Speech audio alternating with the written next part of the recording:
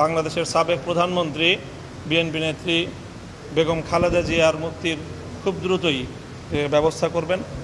দেশের রাজনৈতিক পরিস্থিতি নিয়ে আলোচনা করার জন্য এবং সমস্যা সমাধানের উদ্যোগ নেওয়ার জন্য আমরা এখানে বিভিন্ন রাজনৈতিক দলের নেতৃবৃন্দ উপস্থিত হয়েছিলাম।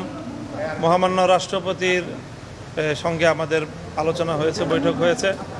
এতে বিভিন্ন রাজনৈতিক দলের নেতৃবৃন্দ, সশস্ত্র বাহিনীর শীর্ষ নেতৃবৃন্দ, 3 বাহিনী প্রধান সহ তারা উপস্থিত ছিলেন।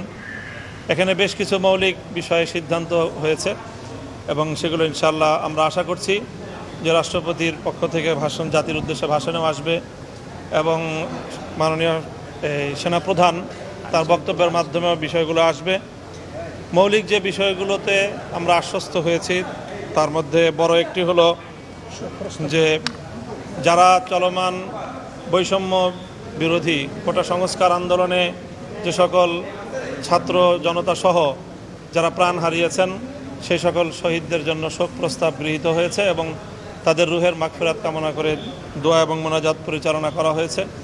সেই সঙ্গে মহামান্য রাষ্ট্রপতি আশ্বস্ত করেছেন যে গত 1 জুলাই থেকে অদ্যাবধি যারা গ্রেফতার হয়েছে সেই সকল ছাত্র নেতৃবৃন্দ, ছাত্রকর্মী এবং রাজনৈতিক নেতৃবৃন্দ সহ সকলের আশু দ্রুতই মুক্তির ব্যবস্থা করবেন এবং সেই সঙ্গে মাননীয় বাংলাদেশের সাবেক প্রধানমন্ত্রী বিএনপি নেত্রী বেগম খালেদা জিয়ার মুক্তির খুব দ্রুতই ব্যবস্থা করবেন।